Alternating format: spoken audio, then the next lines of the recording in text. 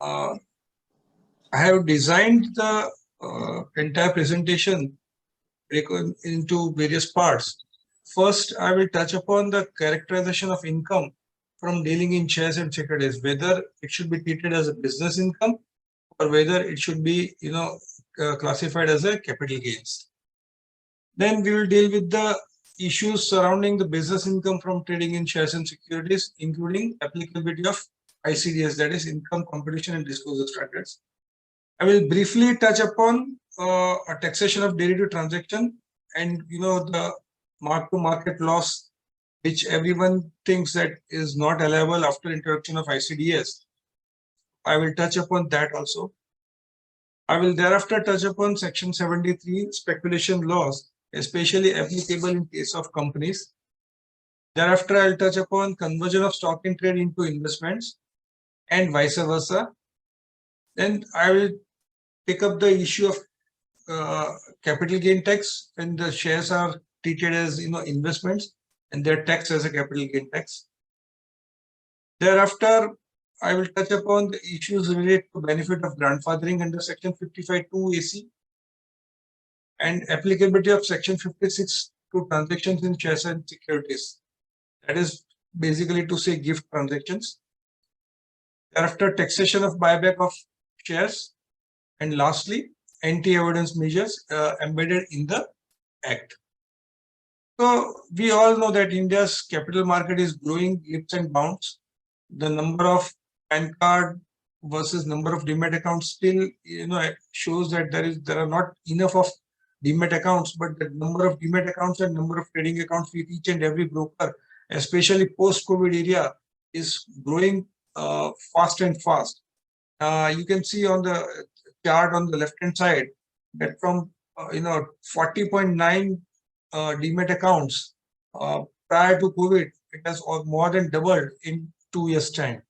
So and especially the younger generation, they are more into equity markets. So equity market is growing leaps and bounds. Secondly, with the introduction of AIS and TIS, now that every transaction that an SSE undertakes on the stock exchange gets reported in AIS and TIS, and therefore we have seen in our office, in all of us have seen in our offices that the number of people offering income from dealing in shares and securities has gone up many times till last couple, till 2020, I would say. Maybe 2 out of 10 return was showing the capital gain from equity shares. Now maybe 9 or 10 out of 10 are showing the capital gains from equity markets. So now taking it forward, we now go to characterization between capital gain and business income. Why the characterization is important? The characterization is important because of 3 reasons. One is that capital gain and business are taxed at a different rate.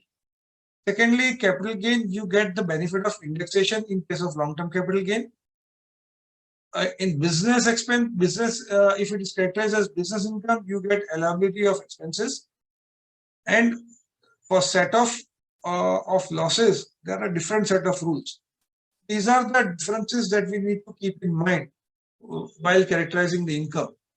So basically, first and foremost is that taxability depends on the option adopted by the SSE, whether he is treating it as investment or whether he is treating as stock in trade. That is the first and foremost. That is the starting point. If as an SSE I am offering or I am showing it as a stock in trade, then I cannot claim it or I cannot show it as a capital gain and vice versa. So the taxability depends on the option adopted by the SSE. That is the first and foremost. SSE is free to have both the portfolios simultaneously. I can have a trading portfolio as well as investment portfolio simultaneously. Who are some shares, I may be treating them as investment. Who are some shares, I may be treating them as a trading portfolio. And the Fidelity AR ruling has made it very clear that both the portfolios can exist simultaneously. The only thing is, ideally one should have 2 separate demat accounts or something like that to distinguish between the two. Otherwise, it is very much possible that both the portfolios can exist simultaneously. One more thing is that consistency is the key. SSE should maintain the consistency, and SSE should, follow whatever method is adopting consistently. He can't hip up between the two, business versus capital gain from year on year. Okay, once in a while you may shift from stock in trade to investment or vice versa, but you can't keep on funging between the two time and again. You have to be consistent in whatever way you adapt. So department, by and large, takes into consideration various factors while characterizing the income as capital gain or business income. The major factors that I can highlight is, one is the treatment given by the SSE in his books of accounts, that is a treatment given by SSE. Second, very crucial, is the number of trades or transactions and volume in value terms. So if you are a day trader, you are daily executing hundreds of transactions, you are likely to be treated as a trader and likely to be taxed as a business income, versus somebody who is an occasional trader in the equity markets. Frequency of trade, again, how frequently you trade. Period of holding, normally what is your average period of holding? If you're longer the period of holding, better the case for investment. Own capital versus borrowed money. Normally, it is believed that investments are out of your own savings and not out of borrowings. So, if you have a borrowings, your case for investment is weaker as compared to if you have it is through your own money. And the treatment given in past assessment is also considered by the department while characterizing the income. CBDT has time and again come with various instructions or circulars or letters for the treatment of transaction as business income or capital gain, and there are many cases which have gone into litigation due to this. The latest, but things are now by and large settling down, bearing couple of controversies. The first of such instruction came in 89, then in 2005, and then in 2007. The circular number 6 of 2016, dated 29 February 2016, is dealing with listed shares. This is very important to put all the litigation to rest. CBDT said that if shares are held for more than 12 months and offered as capital gain, AO shall not dispute the same. So if it's a listed share held for 12 months, offered as capital gain, no dispute to be created by the AO, and SSE should follow this option consistently. So as far as listed share is concerned, if you are holding for 12 months, it is very clear that it will be treated as a capital gain.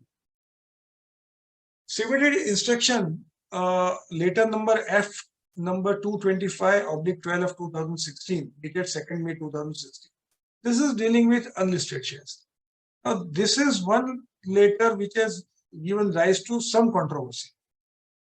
Although the letter is issued to minimize the disputes, the CBDT later brings clarity towards assessment pertaining to income arising from transfer of unlisted shares, and provides that income arising from transfer of unlisted share would be considered under the 8 capital gains, irrespective of the period of holding, to minimize the dispute.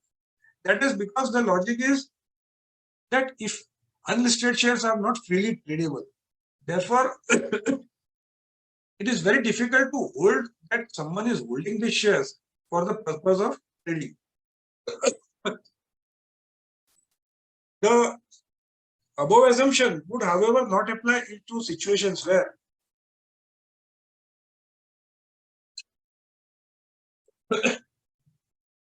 the genuineness of the sale of unlisted shares is questionable, or the transfer is related to an issue pertaining to lifting of a corporate bill, or the transfer of unlisted share is made along with the control and management of underlying business. Yes, thirdly, the transfer of unlisted share along with control and management has given rise to some controversy. Why? Because see, nowadays a lot of startups and a lot of private companies are getting sold. Let's say if I am a promoter or I'm an owner of a private company and the entire family is holding the shares, and someday I find a buyer who is willing to give me a handsome price, and I decide to transfer all my 100% holding to such a buyer. Obviously, this goes with the control and management because I am parting with my 100% equity. In such a case, the department in a given case is issuing notices that why the same should not be treated as a business income. Now, whether this can be business income or not will depend on the facts of the case, and that is exactly what is written in that letter itself. The assessing officer in the aforesaid cases will take a view depending on the on facts and circumstances of the each case. Friends, I would like to bring to the notice explanation to section 214, that is definition of capital asset. There is one explanation below that section. Now that explanation reads that for the removal of doubts, it is hereby clarified that property includes and shall be deemed to have always included any rights in or in relation to an Indian company, including rights of management and control or any other right whatsoever. Meaning thereby, even control and management are defined or are defined under the definition of capital asset, meaning thereby capital asset would cover control and management also. So control and management is also a capital asset. If control and management is a capital asset, if unlisted share is a capital asset, why transferring both together may be characterized as a business income and not a capital gain. So maybe when I try to reconcile the whole situation, I think simply it is trying to envisage a situation. Take a case where a private company is owning inventory of 10 crore rupees and market value of such inventory is 15 crore rupees. Instead of selling that inventory of 10 crore at 15 crore and booking a profit of 5 crore and paying tax as business income, if I try to transfer the entire company with inventory so that I will be taxed as a capital gain, and if it is long term at 20%, so there will be a substantial tax saving. Maybe to counter this kind of a situation, the CBDT has come out with this circular. So typically, in my view, this circular is to be applied keeping in mind facts and circumstances of each case. You cannot apply it blindly in every case of transfer of unlisted share along with control and management. But by practical experience, department in every case where there is a transfer of control and management in case of unlisted share is trying to make use of this circular and trying to tax this as a business income. So I have created a poster on this. ABC Private Limited Company is a company engaged in the business of manufacture of cleaning machineries with 3 shareholders, A, B, and C, 30, 30, 40. The company owns a piece of land on which factory is situated, and the market value of such land has escalated to a great extent. The shareholder decides to transfer the entire business of the company on as is various basis to another private company, DEF. As a part of the deal, all 3 shareholders sell the respective shareholding of to DEF Limited. All the shareholders were holding the shares as investments. Now here is a case where entire 100% holding is being transferred to another company by all the 3 shareholders along with the control and management. Whether this would be taxed as business income or capital gain. Typically, this being transfer of share should be taxed as capital gain. Department may try to use the data of 2019 and try to tax this as a business income. But one has to argue that there is no underlying current asset in a given case. Even underlying asset which is being transferred is a capital asset. So ideally, that later should not be invoked looking at the facts and circumstances of the case. But it's a case which one needs to fight. But this is just to bring to the notice of the members that this kind of questions may be raised to you during the course of assessment proceedings. Because nowadays even audit is raising this objections, this kind of objections. So maybe we need to deal with them. If there are any questions, I think we'll take it up at the end of the session so that let everything be in the flow, and thereafter we'll take up the questions if any time permits. Otherwise, I'll be able to deal with them on the email also. Now let us take the case. What happens if it is treated as a business income from trading in shares? If it is a trading or business income, income is taxable at the slab rates. You will be subject to audit under section 44 AD or 44 AB, as the case may be. Deduction of expenditure as per general provisions of section 30 to 37. You can get deduction for all expenses such as office expenses and salary and oil and conveyance and telephone and whatnot. Even interest expenditure under 3613 will get allowed if the funds are used for the purposes of business. If the assets are used, if any assets are used for the purpose of business, you can even claim depreciation. There is no ceiling on allowance of any expenditure, and ICDS will become applicable because you are treating it as a business income. So ICDS. Sorry. Hello. Haji. After topic, if you take question, that will be better, no sir? No issues. So if any questions on the previous topic, that is, on this CBDT circular 225 or CBDT later, members can raise a question. Of course, that various factors you have listed out, the treatment given by SSC, number of shares, frequency. So you are saying that the whole Supreme Court judgment on Venkataraman, Venkateswamy 35 ITR, Right. all those states are, these are the, right sir? Right, sir. And the consistency, of course, but suppose on facts it is held that earlier you were showing as capital gain or business income, now it changes it, but the facts show that it should be business income, then what will happen, sir? Sorry, I didn't get. Earlier you were showing as capital gain, that was accepted, but later on fact you find that it cannot be termed as capital gain. It is in the looking to the number of transactions, frequency of transactions. Still, you say that the consistency should be followed. I know there is Bombay Airport judgment in Bhopal. So, sir, in all these cases, I think it will be more a case of a fact rather than following any particular judgment. So it will depend on facts of each and every case.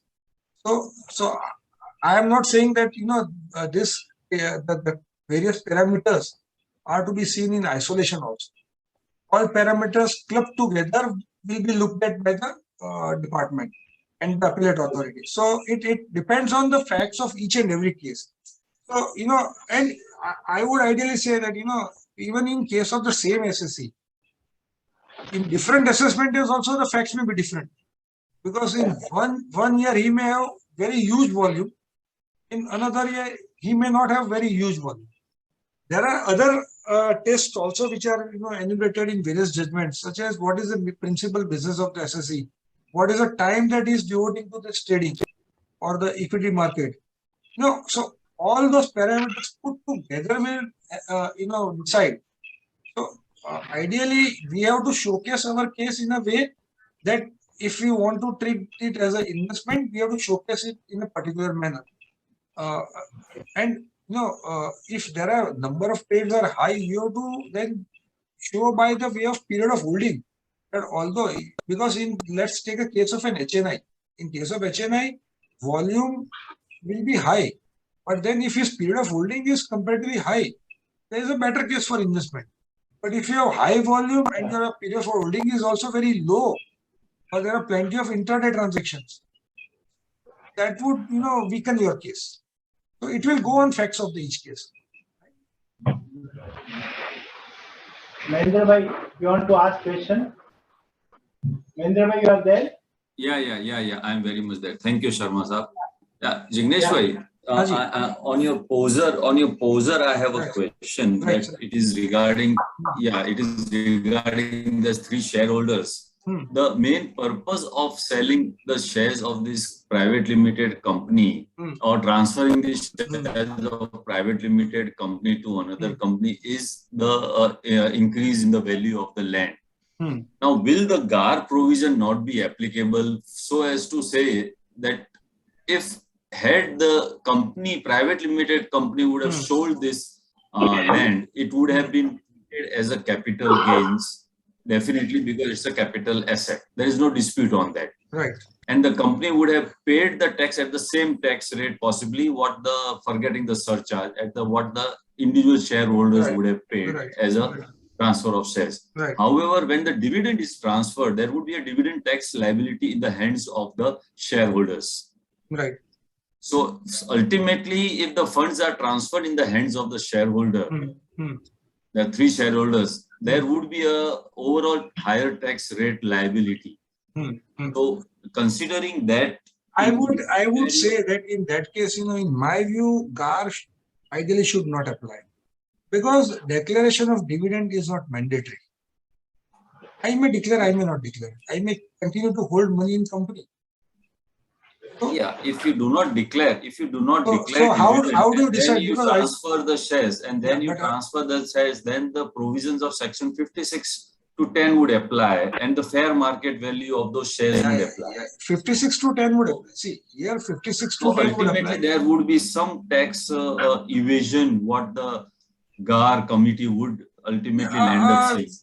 I think you have a good case in the sense that, see, whether if the company had sold instead of shareholders, whether company would have parted with the money or not, how anyone can decide that? Because that is something which has not happened, right? So when themselves have sold their shares, it's a different case. One more thing I would bring to your notice. See, if you see, later, the condition is very interesting. That transfer of unlisted share is made along with the control and management of underlying business. So there has to be an underlying business. Now, typically, take a case that in this particular poser, what happens? That before transfer of these shares, I close down my business. I, cancel my GST registration. I dismantle all machineries. I sell machineries. Even I dismantle the factory building also, and scrap it. And what remains is only the land. In that case, in my view, this circular is not applicable at all, because there is no underlying business, right? So, so even that is also one interesting aspect to the whole issue. But GAR, I would put it this way, that you have a good case, because distribution of dividend is not mandatory. I may distribute, I may not distribute.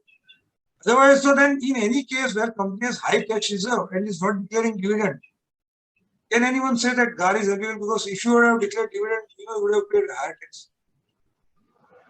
Ultimately, company is retaining money and company is enjoying. If company is in some way giving it back to shareholders, dividend provisions are always there. Right?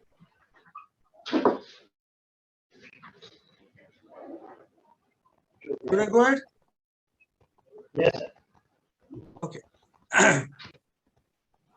So coming to this ICDS, ICDS is applicable only in respect of profit and gains of business profession and other sources. So ICDS 8 is dealing with securities, will become applicable if you are a trader in share. So what does ICDS 8 says? It says category or bucket-wise approach, and not the line item or the script-wise approach. So if you are valuing your inventory at lower of cost or NRV, it has to be qua the category or bucket-wise. So your listed share can be one category, and debentures can be other category, like that. So if you have 5 shares out of the entire inventory which is quoting below the cost, but overall the bucket is above the cost, you will not be able to book any loss. So this bucket-wise approach can result in gain or loss, even if there are no transactions of purchase and sale during a particular year. And one more thing is this para 12 is very important, that thinly traded shares and unlisted shares to be valued at cost as per para 12. So if you are holding any share which is not traded regularly or which is very thinly traded, so to say, then they should be valued at original cost of acquisition. So so when this ICDS provision came for the first time, many companies were hit by this because they were either to valuing it at NRV, which was much below their cost. For example, somebody holding a share like Himachal Futuristic, which in those days had gone to 2,000 rupees and was quoting at 2 rupees. People had to, then the loss which was booked earlier was required to be reversed because you had to again value it at 2,000 rupees. So this is one very nasty provision in ICDS which one should keep in mind. The next is the question of calculating turnover. Of course, in case of delivery transaction, it's a sale value. In case of intraday transaction, you take the net surplus or loss. The question that arises is mainly in case of derivative business. So in case of derivatives, how do you calculate the turnover? So in derivatives, the Institute of Chartered Accountants of India has issued a guideline which says that in case of derivatives, it is the net gain or loss in every transaction that will be counted as a turnover. So let us take a case that in first transaction, you ended up with 50,000 profit on settlement. In second transaction, you ended up with 50,000 loss. So your turnover is 50,000 plus 50,000. So you have to ignore the sign and make a sum total of such gain or loss. Similarly, in case of options, net premium earned or net premium paid is your turnover. So that is how your turnover is to be counted. 44AB will become applicable if it is below 6%. 44AD will also be applicable. So again, 43.5 specifically excludes derivative transactions from the definition of speculative transaction. Derivative transactions carried on the recognized stock exchange are not to be treated as a speculative transaction or speculation. They should not be considered as a speculation business. Now I'll deal with the very interesting issue of allowance of mark-to-market losses, what we call as MTM losses. So ICDS 1, accounting policy, and ICDS 6, the effect of changes in foreign exchange rates, prohibit allowance of MTM losses. The legislator have inserted section 13 in 40A to overcome the decision of Delhi High Court in case of Chamber of Tax Consultants versus Union of India, which challenged the constitutional validity of ICDS. 40A13 has been specifically inserted to provide that if MTM losses in accordance with ICDS or 145(2), then only it will be allowable, otherwise it will not be allowable. So technically, everyone has a feeling that MTM losses are not allowable in case of derivatives. Even the FAQ 10 issued by CBDT, it says which ICDS would govern derivative instruments. So ICDS 6 provides guidance on accounting for derivative contracts such as forward contracts and similar contracts. For derivatives not within the scope of ICDS 6, the provision of ICDS 1 would apply. Why so? Because ICDS 8, dealing with securities, specifically excludes derivatives from the definition of securities for the purpose of ICDS 8. So ICDS 8 is not applicable in case of derivatives. ICDS 6 is applicable only in case of foreign exchange contracts. So if it's a foreign exchange derivative, ICDS 6 would apply. But if it is not a foreign exchange derivative, it's an equity or the index derivative, then what? CBDT says ICDS 1 would apply. ICDS 1 specifically prohibits MTM losses, provision of MTM losses. So we get a feeling that MTM losses are not. But can we say, or can we treat derivatives as inventories? Whether derivatives can be held as inventories? And we have two decisions which I have quoted here: Darashwa and Company Private Limited and Kotak Mahindra Investment. And it is very categorically held in both the decisions that derivatives can also be held as stock in trade. And the principle of cost or market price, whichever is lower, will apply. Of course, these decisions are prior to the introduction of ICDS. Therefore, valuation we may still have to examine with ICDS, but yes, you can hold derivatives as stock in trade. Now, if you are holding derivatives as stock in trade, what happens? ICDS 8 is not applicable because derivatives are excluded from the definition of security under ICDS 8. So ICDS 2 will apply because ICDS 2 does not apply to shares, debentures, and other financial instruments held as stock in trade which are dealt with by ICDS 8. So if you are falling under ICDS 8, ICDS 2 will not apply. But here in case of derivatives held as inventories, you are out of ICDS 8. Therefore, it is safe to say that ICDS 2 would apply. And as per ICDS, so ICDS 2 tells you to value at cost or NRV whichever is lower category or bucket wise. I may put all derivative contracts into one bucket, and if there is a net MTM loss, I can still book that loss. And again, ICDS 1 says that MTM losses or expected loss shall not be recognized unless the recognition of such loss in accordance with the provisions of other ICDS. So here in the case, this provision is as per the ICDS 2. Therefore, you are complying with ICDS 1 also. So indirectly it implies if the derivatives are held as inventories, it will be governed by ICDS 2 and therefore it should be valued at lower of cost or NRV and mark to market losses should be available or allowable. Important to read these three sections for this. Subsection 13 of 40A, which reads as under that no deduction or allowance shall be allowed in respect of any mark-to-market loss or other expected loss, except as allowable under clause 18 of subsection 1 of 36. What 36(1)(18) says? Mark-to-market loss or other expected loss as computed in accordance with the ICDS, notified under 145(2). In 145(8), clause 4 also says that inventory being securities other than those referred in clause 3 shall be valued at lower of NRV. Clause 3 speaks with unlisted shares and thinly traded shares.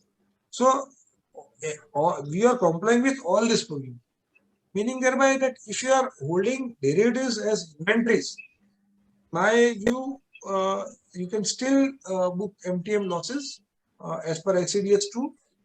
Of course, in a given case, this may be not accepted by the department. It may travel to some court or some forum and it will get tested. I have a strong view that yes, this is possible. And this view is also supported by, to sum up, equity derivatives, you get an MTM, currency derivatives, you do not get MTM. Equity derivatives, only if you are treating it as an inventory. This view is also supported by the technical guide issued by the ICI. You read the first portion of the highlighted part. If an assessee holds derivatives as part of his inventory, provisions of ICDS 2 shall apply. So here also it is very categorically stated that if you are holding it as an inventory, ICDS 2 will apply. Again, somewhere else in the same guidance, hence in case of derivatives held as stock in trade, the CBDT has clarified that it would be governed by the principles of accounting and tax as per ICDS 1. Again, in the subsequent question number 10 also, which we read earlier, that it says that ICDS 1 would apply. Issued says that this clarification seems to be not in accordance with the ICDS provisions. Derivative instruments which are capital asset would not be governed by ICDS at all. So, if you are holding it as capital asset, it would not be governed by, but if you are holding as inventory, it would be governed by ICDS 2. So, that's the view that one can take, which gets support even from the Institute's technical guide also. Any questions on this? I just wonder whether, Jignesh, you think the department would take an adverse view? I fully agree with your view as well as supported by all this section as well as the technical guide. But you have come across the department taking an adverse view. Practically, I have not come across the department. To be very honest, I have also not come across, and I have always found that department or the department officers' knowledge in derivative segment is so poor that they accept whatever you give them. Of course, when the losses are big, they try to scratch their heads. But otherwise, they don't understand derivative markets at all. Most of them, I would say. So I have hardly come across an officer who understands the derivative markets, thoroughly. So they don't understand the difference between call, put, and futures also. It's very difficult. But if the numbers are big, it would be very difficult for them to digest. That I can tell. But in my view, this is very much a possible argument and very, very much a possible view and a strong view. Yes. Good reasonings you have given over here will help us. Supposing if the department is taking it can definitely. Thank you. So derivatives can, as suggested by ICA, derivatives can also be held as capital asset, and in that case, it would be treated as a capital gain. But because capital assets are property of any kind, right in an asset is also a property. And 214 clause B in case of FI covers the derivatives as a capital asset. But in that case, ICDS would not apply because ICDS applies only to two hits. And in case of capital gain, there is no question of MTM losses or gains because you book your gain or loss only on transfer. But again, one has to keep in mind that capital asset versus business characterization, the CBD circular, you have to keep in mind. Even if you treat derivatives as capital asset, 111A and 112A benefits are not available because they are only available in case of equity-oriented mutual funds. So that subsidized rate of 10% and 15% is not available. Even 112 benefit is practically not available because in India, equity derivatives today are only for a period of 3 months. So you can't have a long-term gain there. You will always have a short-term. So 112 is also ruled out. So ultimately, you don't gain anywhere. It ultimately is a 30% tax. Yes, one can one can treat it as a capital gain. That is a possible view, but practically, I don't see any benefit to this. So I would wonder why anyone would select this.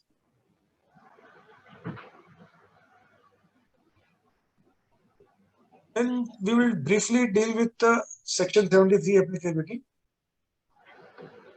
That explanation to Section 73, which is a very nasty one, which has now more or less been known to every professional and tax authorities.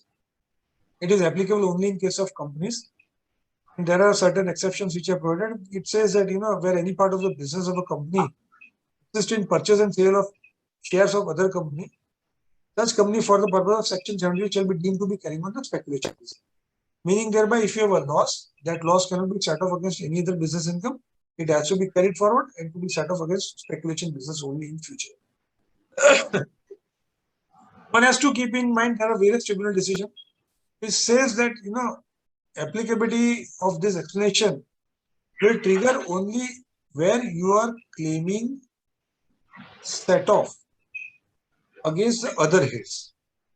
Meaning thereby, if I have a share trading loss, which I am trying to adjust against, let's say, capital gain or maybe house property or whatever, or other sources, then only this gets triggered.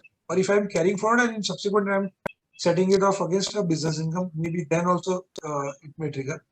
But when you are having an adjustment within the business head in the same year, meaning thereby I have business income from, let's say, my manufacturing business, and I have a share trading loss which gets knocked off and the net result is a gain, then there are tribunal decisions that you are not covered by 73 because you don't travel to 73. You are neither claiming carry forward nor you are claiming set off against other hits. That is to be kept in mind.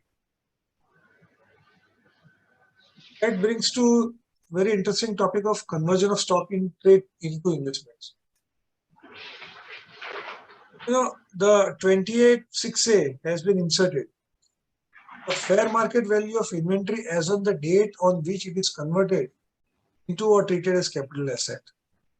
Even the income definition is modified in 224 by inserting a clause 12A. Fair market value of inventory referred 2 in clause 6 of section 28. So the moot question is that if let's say I had bought shares of some company at 10,000 rupees, which I was holding either to as inventory, and now I want to convert it into capital asset. So today's FMV is, let's say, 1 lakh rupees. Then under 28(6)(a), what is taxable? Is it 1 lakh or 90,000?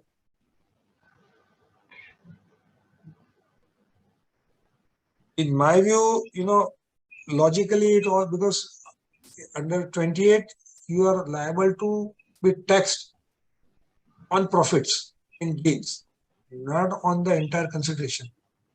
But this is not free from doubt. The water is not yet tested. So if somebody has a huge difference, I would advise, don't venture into this, don't convert it. Because this is untested waters, to be very frank. And looking at the way it is drafted and the way the 224 definition is amended, it is very much possible that department will tax entire FMB. It's against the basic principles of taxation. You are trying to tax a notional gain. There is no can one earn profit by dealing with himself. I am putting from my one pocket to another pocket. How there can be a profit when I am doing that? But I know the provisions are there, and this is one case where notional gain is sought to be taxed. Even notional losses would be available for set off or in a similar manner. There is a corresponding amendment in 49(9) that FMV on the date of conversion will be considered as a cost for calculating the capital gain tax. And there is an amendment in 242A also, that period of holding to be reckoned from the date of conversion because of capital gain tax. So, meaning thereby the FMV is treated as a cost, but for considering my business income, whether my original purchase cost is to be given as reduction or not, there is no mechanism or the provision, specific provision under the law, which permits such set off. Conversion of investment into stock in trade, the reverse case. Here the issue is simple. Any question? On period of holding, there are on both the sides, I think. Sorry? Holding from the date of conversion or from the original date? Yeah, from the date of conversion for capital gain tax purpose. Once you convert, because cost is also FMV on that date, therefore period of holding also starts from that date.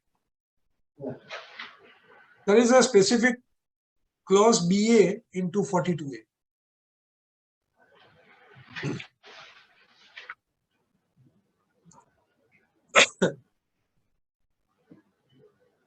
So, investment into stock in trade, here the situation is different.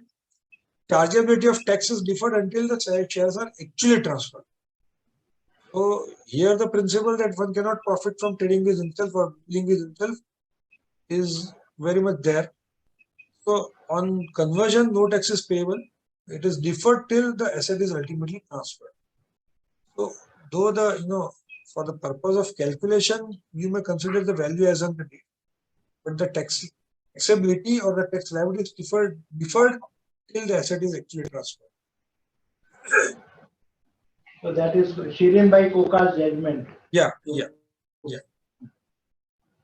See, this is the stock in trade to investment is contrary to the Kikabi Premchand judgment. Yeah. But a part of the act, and unless some court examines this, whether notional income can be taxed or not, they have amended the income definition also.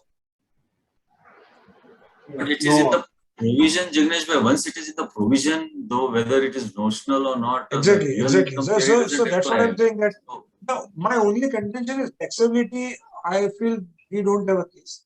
The only question is whether it has to be FMV or the gain part. That is the question. Okay.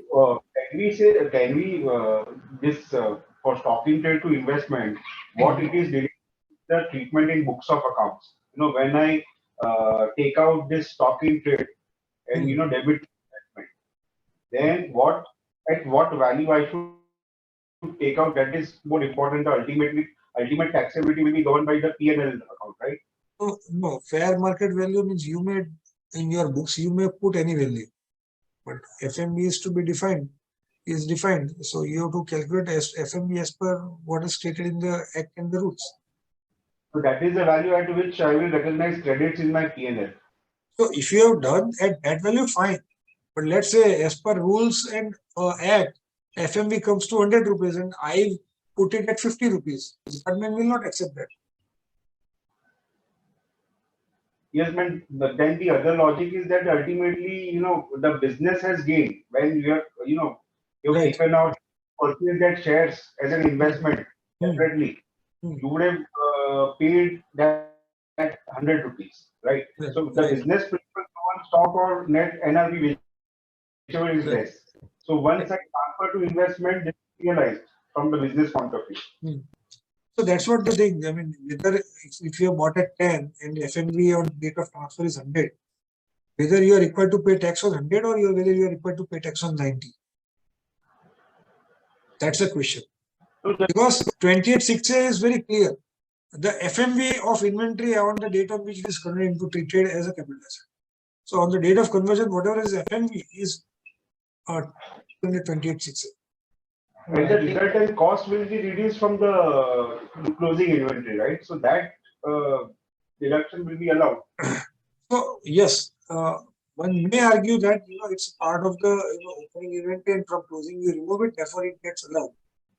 Department can they say that I have a right to tax the entire fair market, and what you have offered is a net gain. What you are offering is a net gain. Your accounting in your P&L, you are offering a net gain. Whereas under 28(6)(a), I have right to tax the fair market value of the inventory which is converted. So you are not offering the entire fair market. That's a view. I mean, I'm saying that this needs to be tested. But there is a different view which is possible. Right? Yeah. Thank you. Any other question? Yeah, there is one question from some participant. How to disclose the gain on conversion of stock in trade into investment in profitable asset? That's what I think we discussed right now only. It is there in opening inventory and then you transfer it to.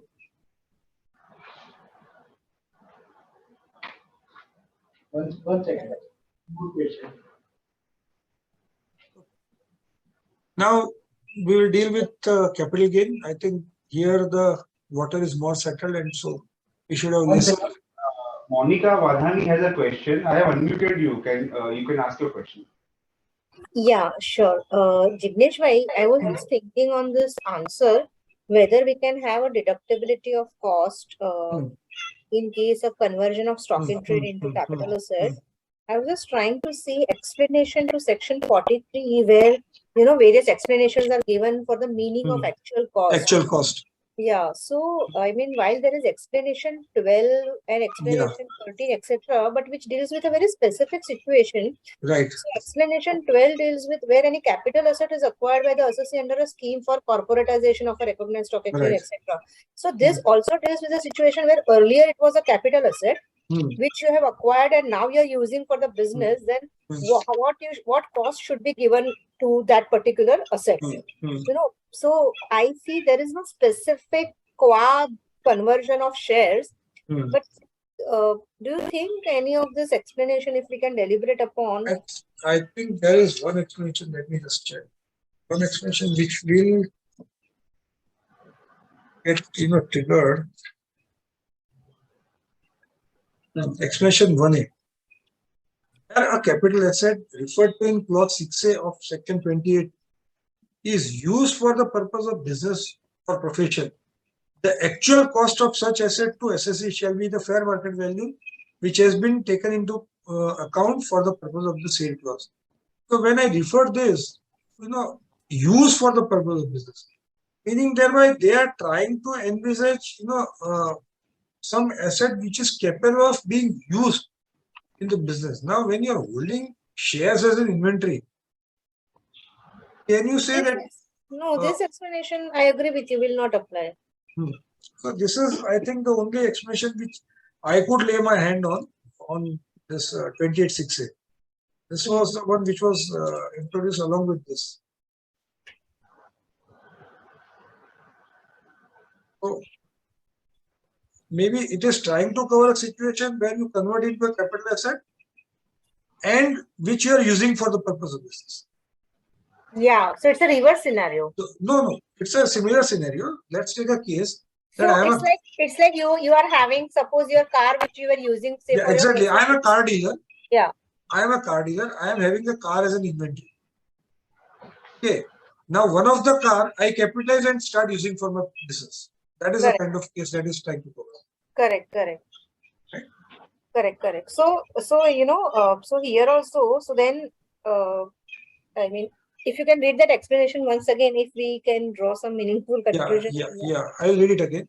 Where a capital asset referred to in clause 6A of section 28 is used for the purpose of business or profession, the actual cost of such asset to the assessee shall be the FMV which has been taken into account for the purpose of the sale clause. So this actual cost you are determining for what? For 28 to 41. So primarily, basically, for the depreciation purpose. So ideally, in my view, it covers only this kind of a situation, because 28(6)(a) speaks of a inventory which is converted into capital asset. Now this explanation says that a capital asset referred to in clause. It doesn't say inventory referred in so and so clause. But it says that, it says that for the purpose of 6A. Okay. So I think harmonious interpretation. No, not for the purpose of 6A. It says where a capital asset referred to in so and so is used for the purpose of business operation, the actual cost of such asset shall be the FMV taken into account for the purpose of sale clause. So what was the FMV that you had considered under 28(6)(a) will become the actual cost. It is that. So let's say 10 rupees versus 100 rupees. If you had considered 100 as FMV, then for the purpose of actual cost, 100 rupees will be your actual cost. Yes, so that is for the second limb of the transaction. In future, when you sell that capital asset, what will be your cost? So this answers that question, that FMV on the date of conversion will become your cost. Right. But this doesn't answer the first question which we were deliberating. Right. That's I agree. Yeah, I agree with you. So now we take up capital gain issues. I think here the things are much simpler and settled. So there would not be much of an issue. So basically, Jignesh, I have one question relating to F&O transactions. Suppose my turnover of F&O transactions is about 10 lakh rupees and I have incurred a loss of 4 lakh rupees and I don't go for the audit. Then it is compulsory that I should declare profit of 6%? In my view, yes. Department will try to do that. Moment you report a turnover, they will try. And does your answer hold good for the speculation also transactions? Speculation meaning intraday? Yeah, intraday. Intraday also, if you are showing them as a business income. See, there is one very interesting topic or issue. If I have one-off transaction in derivatives, let's say I have carried out only one transaction and there's a net loss of 10,000. Can I offer it under other sources? Or let's say I have a gain of only 10,000 in intraday. Can I offer it under other sources? If there is a loss, obviously there the losses will be gone by 57. So the allowability of loss is subject to 57. So F&O loss would not pass that test. But let's say in one-off transaction you have less than 6% profit from trading. Can I offer it under other sources? So that again is a topic in itself. So if it's a one-off transaction, yes. Otherwise, it's difficult. And see, somebody has, let's say, 2 transactions in F&O. One transaction is 3 lakh profit. The other transaction is 2,90,000 loss. So net gain is 10,000 in F&O. Turnover is 5,90,000. Right? So meaning thereby, if I offer it for business, I'm not fulfilling that 6% criteria. What if I offer it as an income from other source? Whether that is permissible? And there are different thoughts on that, okay, one or two transactions, one can offer it. Although you won't find any judgments or precedents on that line. Maybe, people have treated it like that and it has gone through. One of transaction may go through as income from other source, but if there are bulky or many transactions, I think you have a weak case. But this is a possible view. People are doing it. In Ahmedabad, I have seen many professional friends doing one or two transactions. They offer it under other source. But again, the question is, if there is a loss, then what? Because in other source, you can't report a loss. So if there is a loss, how do you do it? But if there is a theme gain, I have seen people offering it under other source also. On this F&O, 6% 1 million. 1 million. Yeah. Sir, in the F&O, that when the turnover is 10 lakh rupees, the criteria is that 44AD will apply only if you are, it is not a general applicability of 44AD. So the audit will apply only if there is 44AD 4 and 5, where there is 44AD in the prior years. And then I get an audit. Yeah, of course, it is subject to other terms and conditions. The conditions would one need to satisfy. Yeah, but department in this assessment here have accepted all those loss returns under 143(1). Yeah, maybe because in smaller amount cases they don't normally bother. Yeah. No, so earlier there was this issue where 143(1) they were raising an issue, you have not done the audit. Right. That is accepted. I think it is rectified.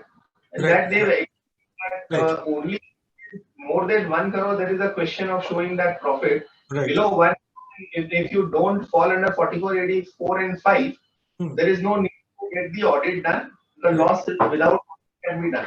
Only thing, books of accounts have to be maintained and you need to give the balance sheet and profit and loss. So going to this capital gain. Now in capital gain, I have bifurcated them into, basically there are 3 beneficial sections. For short term, 111A, and for long term, 112A and 112. So Triple 1A is applicable only in case of listed equity shares and units of equity oriented mutual fund. So the requirements are STT must have been paid on transfer, that is on sale. Tax at the rate of 15%, no Chapter 6A, and 87A rebate is available to resident individuals. 112A similarly for LTCG on listed equity and units of equity oriented mutual fund. In case of shares, STT must have been paid both on purchase as well as bearing exceptions, because in purchase there are certain exceptions. In case of mutual fund, on transfer, because on purchase of mutual fund there is no STT. Will be taxed at 10%. Grandfathering is available under 55(2) AC wherever applicable. It starts with non-obstant clause and therefore is not an option but mandatory. Chapter 6A benefit is not available and 87A is also not available. And 112 is a general provision for all long-term gains. The tax rate is 20% with indexation, special rate of 10% without indexation in case of listed shares and zero coupon bonds. Mind well, grandfathering is not available if you are going for one. Chapter 6A is not available and 87 is available. With that, we will briefly touch upon the grandfathering benefit. It is applicable in respect of equity shares or units of equity oriented mutual fund to which 112A applies. So if you are falling under 112A, grandfathering will be available. Cost of acquisition of for asset acquired before 1st February 2018 shall be higher of cost of acquisition of such asset and lower of FMV as on 31/1 and full value of consideration. So meaning thereby there cannot be a loss on account of grandfathering. You may have a zero tax or a nil income, but you can't have a loss. So I have tried to depict this in a tabular form. Of course, I'll be sharing the PPT. So, but this, if you take case of B Limited, the cost of acquisition was 100, FMB 200, sale concession was 150. So from FMB you have a loss of 50 rupees. But technically under Income Tax Act it will be nil. So you can't have a loss due to grandfathering. You may have a loss for the original cost. In all C, D, E, F, if you see you have a loss for the original cost, not for the FMD.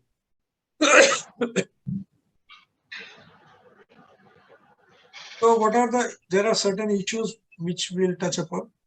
Shares received as bonus after 31/1/18.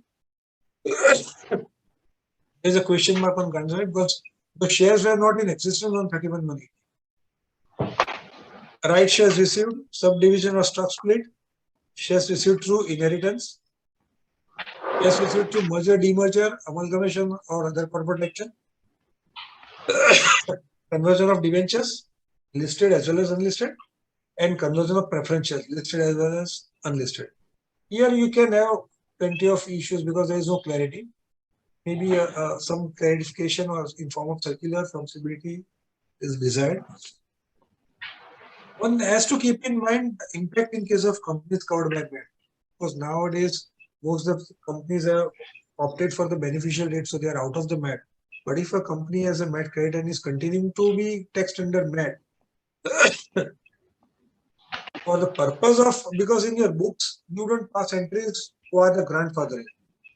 So in your books, there will be a higher profit and you'll be required to pay MAT on that. That one has to keep in mind. So I have created a small poser on this grandfathering. Mr. A had bought 100 shares of XYZ on 112.95 at a price of ₹50. The company had issued bonus shares in the ratio of 1:1 on 10/2/2008. That is after 31/1. Mr. A now sells all the shares at a price of 350 per share. Market price of the shares as on 31/1/18 was 400. Discuss the tax impact in above scenario. What happens here is that, for the original 100 shares, you get a benefit of grandfathering, right? Because on 31/1/18, the price was 400 rupees. Now you are selling at 350. So what is happening here is from 350, you are getting a benefit of 400, so there will not be any loss. So there will be no tax on the original share. But in respect of bonus shares, you won't get the benefit of grandfathering. And there the 350 minus cost, that is zero.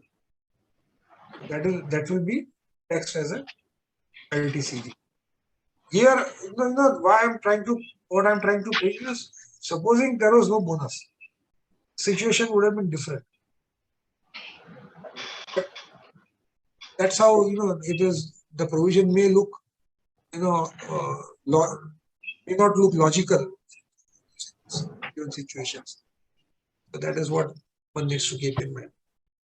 Jignesh, just coming to your earlier poser, the intention of the cutoff date of 31/1/2018 is that up to that date they wanted to exempt it, and thereafter whatever gain is they want to make it taxable. So if that being the intention, it is logically drafted in the sense that anything received after that, had it would have been, supposing this provision was not that, then the cost of the bonus would have been nil. Applying the FIFO and the DMAT. See, the whole issue is, take a case that no bonus had come. In that case, the share price would have been 700 because it was 1:1 bonus, and right now it is quoting at 350. Therefore, presuming there was no bonus, the price would have been 700. and I would get a grandfathering benefit of 400 rupees. Okay, so 700 So minus I would 400. be taxed on 300 rupees. So you would have been taxed at the rate of 300. Now here because bonus has come, I am getting taxed on 350. Okay. So that's where I find it not that logical. That's the point that I'm trying to. All right. Okay. Mr. A purchased 1,000 shares of XYZ Limited on 1/4/2012 at a price of 100 per share. The shares were held by him in stock in trade. He converted this into capital asset on 1/4/22 when the FMB was 200 per share. Subsequently, Mr. A sells these shares on 26/5/2022 at the price of 400 per share. Now calculate the income. FMB on 31/1 was 300 per share. So whether you get a grandfathering benefit in this case or not, that is a question.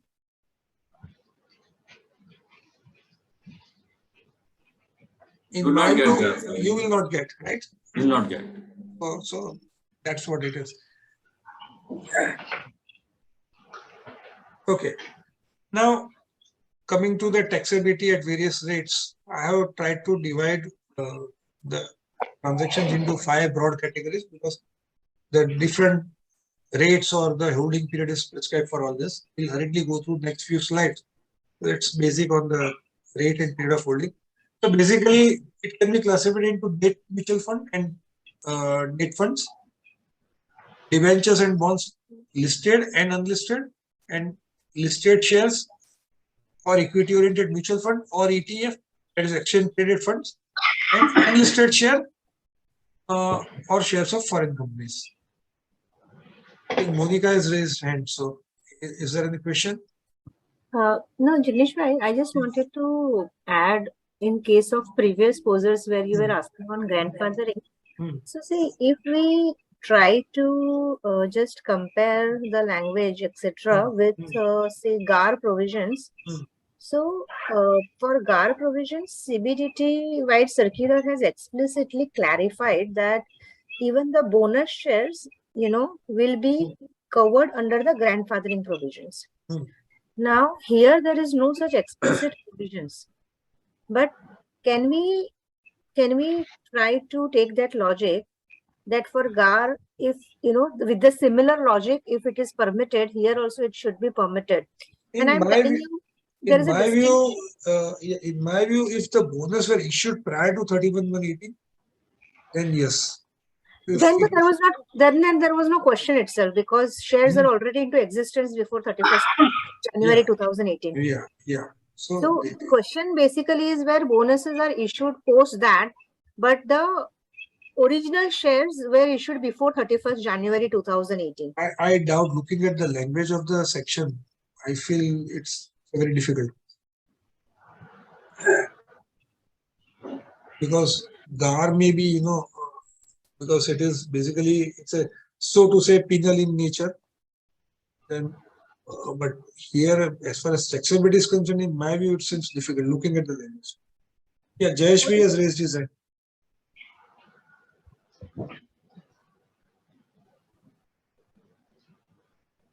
Mr. Jayesh Doshi. Yes. Whether the bonus is need to be, see, the company has announced a bonus, but it has remained as on 31st January. It has remained to be credited in a demat account. It's the date of allotment that is to be seen. The date of allotment is prior to 31/1.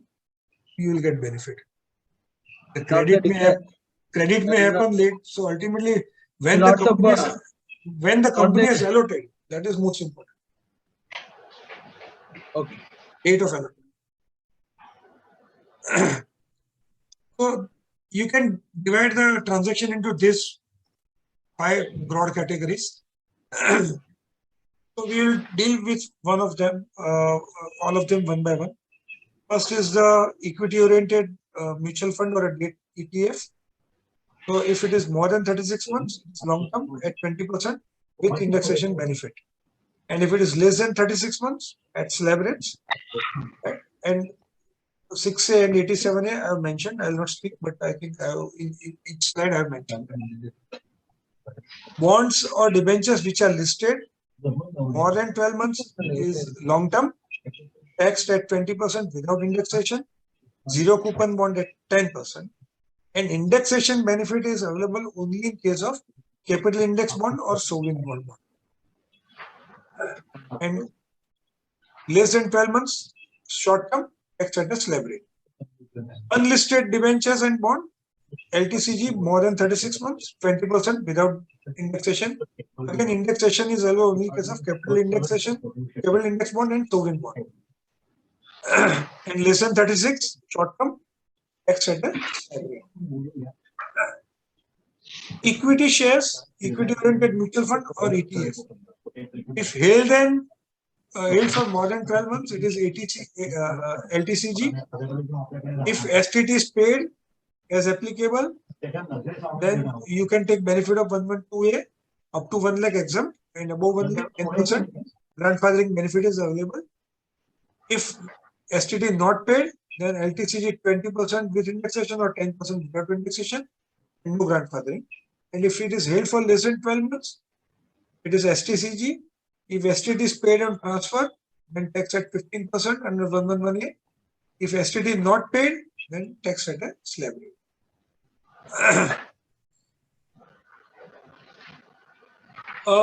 There can be issues in respect of payment of STT on acquisition. Shares acquired prior to the introduction of STT, and bonus shares, right shares, and IPO allotments. Shares received on merger, demerger, or corporate actions, and shares received on stock split. I think all these are covered by stability notification of 1st October 2008. Practically, all these issues are put to rest. Unlisted shares or shares of foreign companies. Nowadays, HNIs are holding the US equity and world equity and all whatnot. So more than 24 months will be termed as a LTCG at tax at 20% with indexation benefit.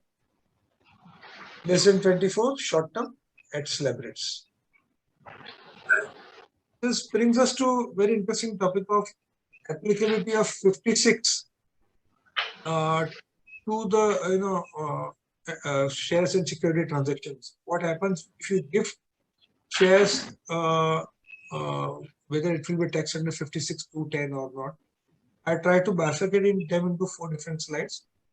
First is gift to relatives. So if you are gifting unlisted shares, first we are dealing with unlisted shares.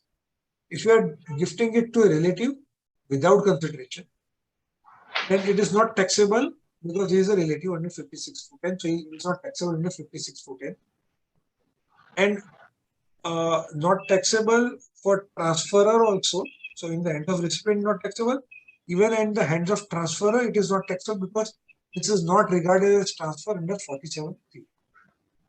If you give to person other than relative, then taxable in the hand of recipient in 56(2)(10). He will definitely get the cost step up under 49(4). And 47(3), it is not taxable in the hands of transferor because it is not a transfer under 47(3). So that's a difference of gifting shares, unlisted share to relative and other than relative. What if you give or you transfer for inadequate consideration unlisted shares? So transfer for inadequate consideration, then in case of relative, it is exempt in the hand of recipient under 56(2)(10). Whereas in case of transferor, because it is unlisted shares, section 50CA will apply, and the difference will be taxable in the hands of the transferor. Same way, if you transfer for inadequate consideration to person other than relative, of course, in the hands of recipient, 56(2)(10) will trigger. It will be taxed. He will get a cost step up. And even here also, the transferor will be taxed under section 50CA because 50CA will get triggered in case of unlisted shares. In case of listed shares, securities, shares and securities other than unlisted shares, I would put it this way. Same way, gift to relatives, exempt in the hand of recipient, not taxable even in hands of the transferor. In the other than relative, taxable in the hand of recipient. In the hand of transferor, not taxable because transaction is not regarded as transfer.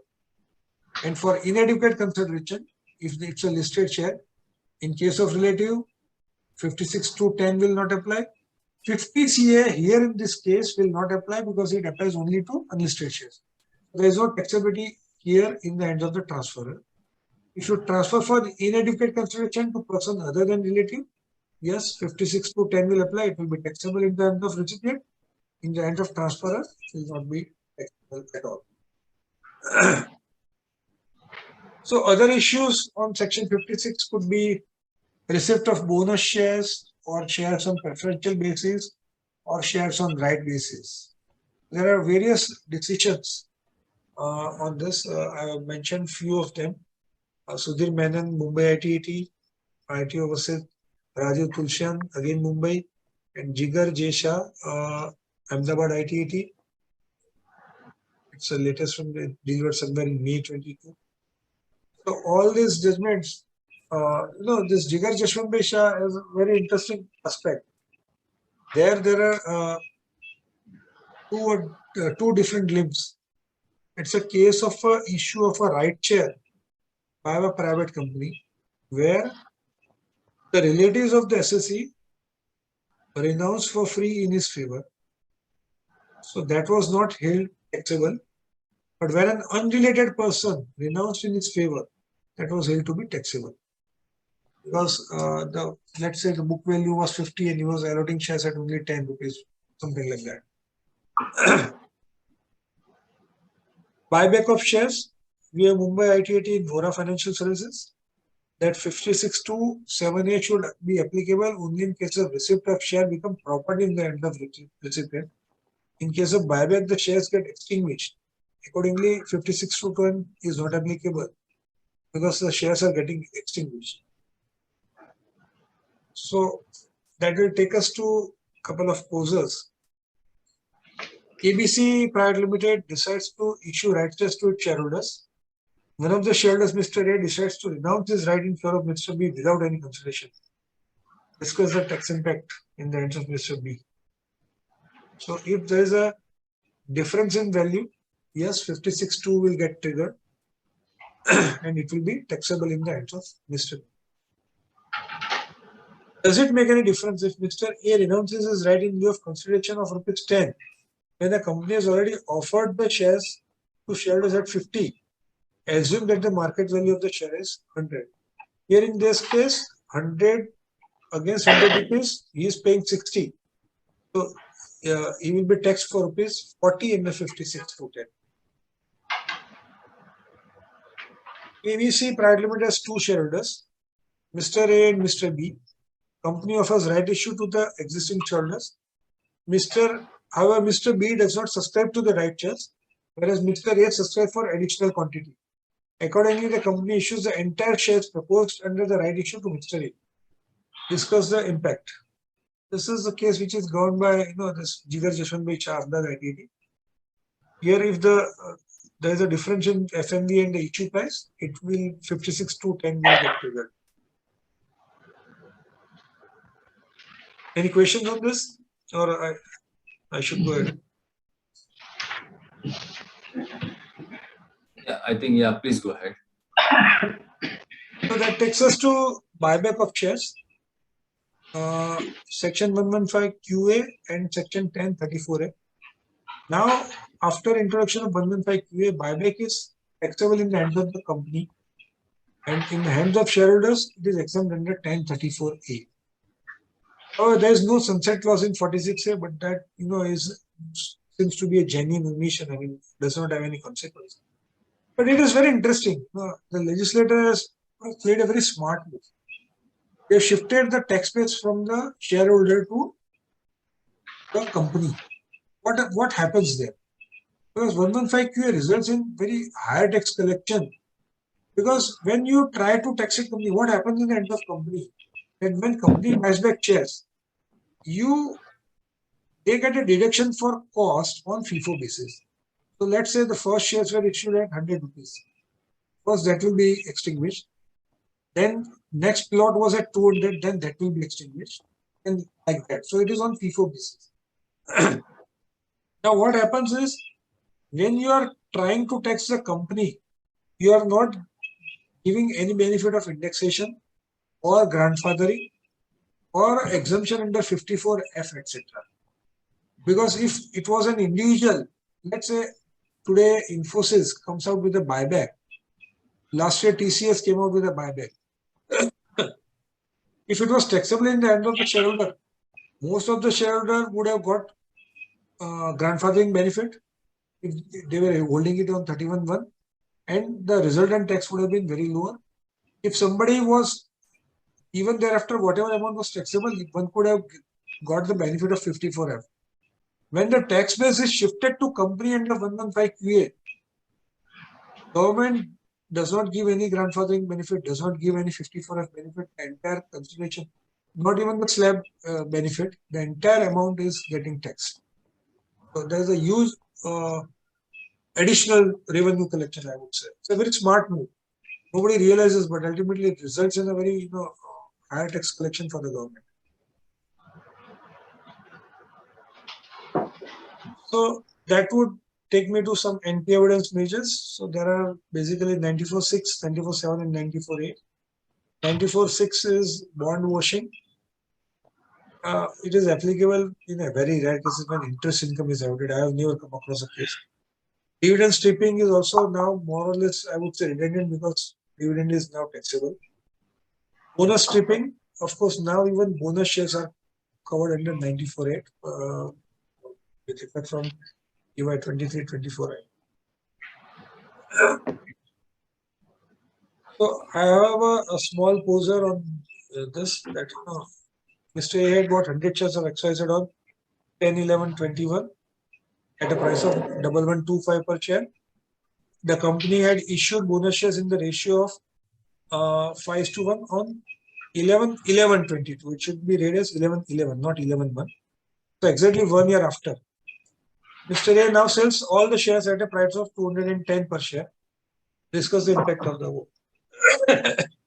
You can correlate it to an existing listed company which came out with IPO last year and has recently declared 1:5 bonus or 5:1 bonus. So for every 1 share held, 5 bonus shares are issued.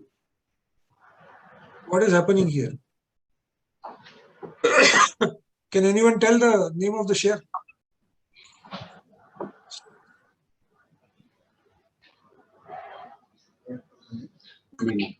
It's an online beauty product portal. Nika. Yeah, Nika. So the numbers are also from the Nika. Now, typically in this case, the retail investor is a loser. Because what happens is here when he sells the shares, he's selling shares of 1125, original 100 shares I'm talking, at 210. So he'll have a loss there, right? So for the original share, he will have a loss of rupees 950 per share. For the bonus share, he will have a gain of 210 because 210 is the sale price and cost is 0. So what happens is the 915 rupees is a long-term loss, which is not available for set-off against short-term gain. So whereas that short-term gain of 210 for 5 shares will be 1050. So ultimately he is paying a tax on short-term gain, whereas he will be carrying forward a long-term loss. One can use, I don't know the purpose, but one can use this for the tax planning also because let's say if somebody has a long-term gain, he sells original shares and books a loss of 915 rupees, which can be adjusted by him against some other long-term gain, and he can save some tax on that. Because if the bonus had not come, the share would be quoting, let's say 210 into 6, it would be at 1260. So he would have, there would be long-term gain, no loss would be available. So the question that would come is, can GAR apply to such mechanisms? I leave it to the, for the members to think about it, but I don't have an answer. But, these are, smart corporate moves, I would say. And this was done probably maybe to what happened to Paytm IP. And after 1 year, when, those privileged private equity investors, their shares were, the locking period, and locking period was getting over after 1 year. They sold, and we know that Paytm share fell down by almost 30% in a single day, or maybe in 2 days, 30-40%. Maybe to handle that kind of a situation, this was done or not, I don't know. But maybe so giving them again this transaction, though 94(8) deals with the bonus stripping, this particular transaction does not fall within the bonus stripping provisions, because bonus stripping talks about shares acquired within 3 months of the bonus and sold within 9 months. You have to satisfy both the conditions, and here both the conditions are not satisfied, or at least one of them is not satisfied, so you are out of 94. This kind of cases may give sometimes very absurd result. Set off and carry forward. Long-term capital loss can be set off only against LTCG. Maybe even if there are difference in rates, it is possible and permissible. Short-term can be set off against both LTCG as well as STCG, even though there is a difference in rate. There's a Mumbai decision in Yogiraj Makar, ACIT versus Yogiraj Makar. That takes me to the topic of dividend income. If shares are held as investments, that should be taxed as income from other sources. And if shares are held as inventory, that is to be taxed as a business income. The question is under which head dividend will be taxable if shares are converted from investment to stock or vice versa during the year. In my view, the date of conversion and date of dividend would decide that. So on date of dividend, if it was capital asset, other source; if it was inventory, business. So on the date of dividend, what is the status? That is to be seen. Interesting issue would be, where you are treating as an investment. There is a 57 proviso which says that which restricts the deduction of interest to 20%. Right? So it reads that provided that no deduction be allowed from the dividend income in respect of or income from use of mutual fund other than deduction on account of interest expense in any previous year. Such deduction shall not exceed 20% of the dividend income or in respect of such units included in the total income for that year without deduction in this section. So 20% of the dividend is available as deduction. In case of company, you have section ATM. So there is an overlapping between 57 and ATM, so I am trying to bring that out. Where the gross total income of domestic company in any previous year include any income by way of dividends from any other domestic company or a foreign company or a business trust, they shall, in accordance with and subject to rules of this section, be allowed converting the total income of such domestic company a deduction of an amount equal to so much of the amount of income by way of dividend received from such other domestic company or foreign company or business trust as does not exceed the amount of dividend distributed by it on or before the due date. So what is the controversy? Take this example. So the company has received dividend of 500 rupees from its subsidiary. It has incurred interest expense of 100 rupees. So under first option, you are calculating 20% of 500, that is 100. So you are deducting 100, 400. So ATM, you have distributed dividend of 300. So your taxable income is 100.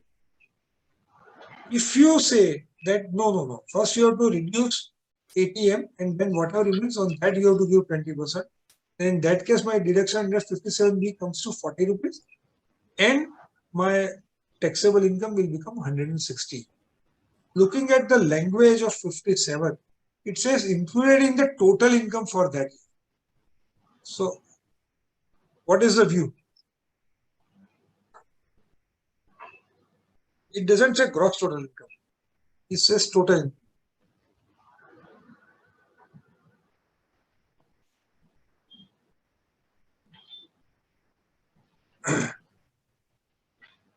So if you look at the total income, here after deduction of 100, what remains is 400. Again, the deduction is gone, 300. So ultimately, here in this case, only 100 remains. Prior to 57, it is 200.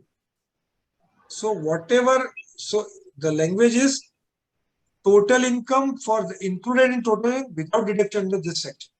What is included in total income without deduction under section 57 is 100 plus 100, 200. So you get only 20% of 200, that is 40. I think logically that should be the answer, but that controversy will remain till we have some decision on this. I think the utility checks for this 20% under the income from other sources. I think, so but I don't know. I have not tried anywhere because I have not practically come across a case where both are overlapping. Where a company is a recipient and company is also declared a dividend. So maybe where you have both the cases, you need to check that. Where you are claiming 80M as well as 57. If you are only 57B, there is no issue. But where you have 80M claim also and 57B claim also.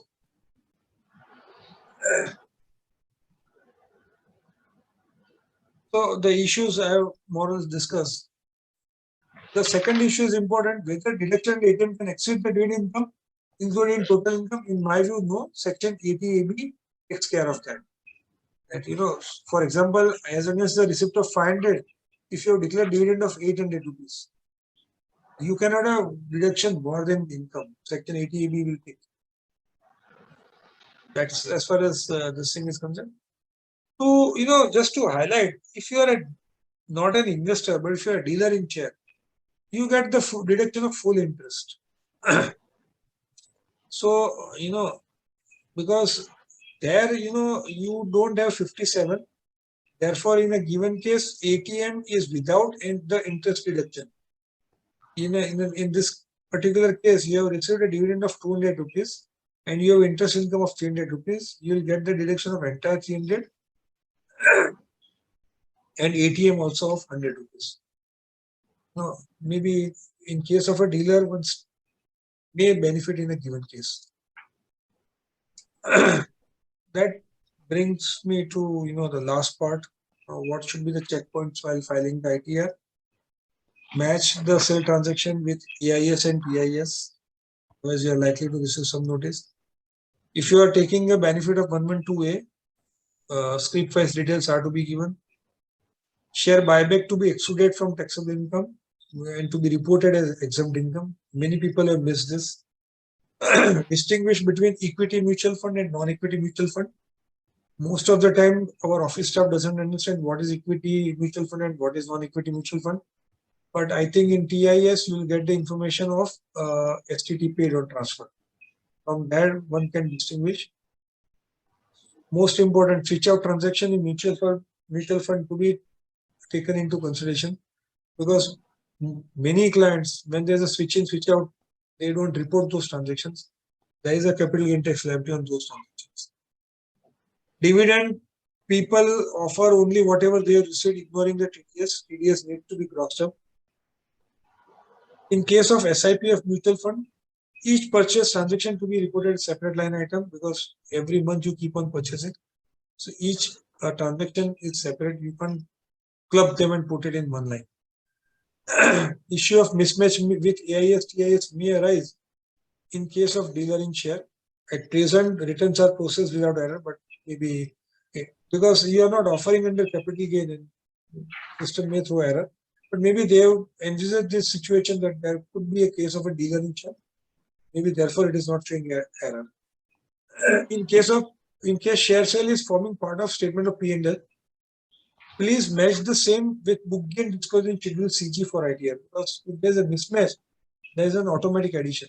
Because if capital gain is forming part of your P&L, you are reducing from profit income offered under other rates of income. And if under capital gain, the book gain is not matching with what is reduced from PGBP, it will make an addition there. in case of dealer in shares for valuation, the original cost is to be considered. Whenever you are valuing at lower of cost or NRV, because what happens is that you had acquired at 10, then it was valued at 8. In opening stock, it is at 8. When again it rises to 9, we keep cost as 8 and we keep it at 8. So the cost was 10. You have to take into consideration the original cost. So these are the smaller points for checklist. I think with that, I have tried to cover whatever issues were there to the best of my abilities. NR sales to other NR shares of ICO. Transfer took place outside India.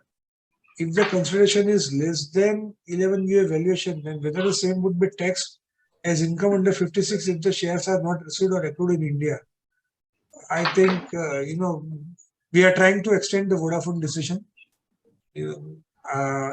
I think if it comes within the radar of the department, they may try to tax it. Whether they can tax it or not, I think we'll have different answers. In my view, they can, because the underlying asset is in India, so we will try to tax it under 56. And that is what exactly the Vodafone case is. Next is, in case of LTCG, there is a deduction of 1 lakh for calculation of tax. So let's say, for example, a person has 80,000 LTCG in a year and brought forward LTC loss of 20,000. Technically, this 80,000 is not taxable. But the utility will first set off loss and then check applicability of 1 lakh. Isn't this incorrect, as the loss is getting set off against income which was any which way is not taxable? See, here the 1 lakh is coming in picture when you are calculating the tax for the tax calculation purpose. So maybe, one can have a difference of opinion, but because while you are computing your income, you first deduct the losses and then reach the income and then compute the taxes. I understand that this again is a part of 112A only, but 112A is only talking about it's a special rate of tax. Although there are certain other conditions attached, but it's a special rate of tax. So that 1 lakh limit will be applicable only after setting off of the losses. That is what I would treat it. Yeah, very right. There is no utility problem in this. Even I don't see any problem. The provisions of set off are first applicable, and thereafter determining after the rate of tax will come. Yeah, definitely. Why buyback to be reported as exempt income? Because buyback is exempt under 1034A. Therefore, because see, buyback transactions are getting reported in your AIS and TIS. And therefore, in my view, it is better to report as an exempt income under 1034 because it is income exempt under 1034. So, in exempt income schedule, in my view, one should report it. Otherwise, because in case of mismatch with AIS and TIS, you have an argument that I have already reported as an exempt income, and it's an exempt income. Right? There is a question from the participant here in the CPC. Sir, I have more of a compliance question here. When a non-resident sells shares of an Indian company to another non-resident, are sellers and buyers both required to take PAN in India? The second point is whether buyers are required to take TAN number also and deduct TDS under 195. And the third point is, if the buyer has deducted 195 TDS, is it compulsory for the seller to file ITR in India? Okay. The first is, what was the first question? Are sellers and buyers both are required to take PAN numbers or not? Right. If the income is this is Jignesh, this is on the presumption that, and which I also agree that it is taxable because the underlying asset is situated in India. So based on that, the taxability would be there, and therefore PAN number is to be taken. ADS is required to be deducted under 195 also, because 195 only says any person responsible paying to non-resident. It doesn't say resident paying to non-resident. It says any person responsible for paying to a non-resident. So 195 also would apply. And what was the third question? If the buyer has deducted TDS under 195, is it compulsory for the seller to take PAN and file ITR? If the income is chargeable to tax and it is above the threshold, he is supposed to. Because Rule 37 BC, it says that the non-resident is not required to furnish PAN in case of transfer of capital asset. Yeah, but without PAN, how will be able to file the return of income? So I would take a stand if the TDS is already deducted and deposited, then the seller doesn't need to take a PAN and file ITR. One can take that argument, but basically the issue will remain because department will definitely issue a notice because there is a transaction, because department will not know whether you have other income or not. Let's say a non-resident has a capital gain of 2 crore rupees on which full tax is deducted and paid by the deductor under 195. Now this capital gain of 2 crore will get reflected on department system.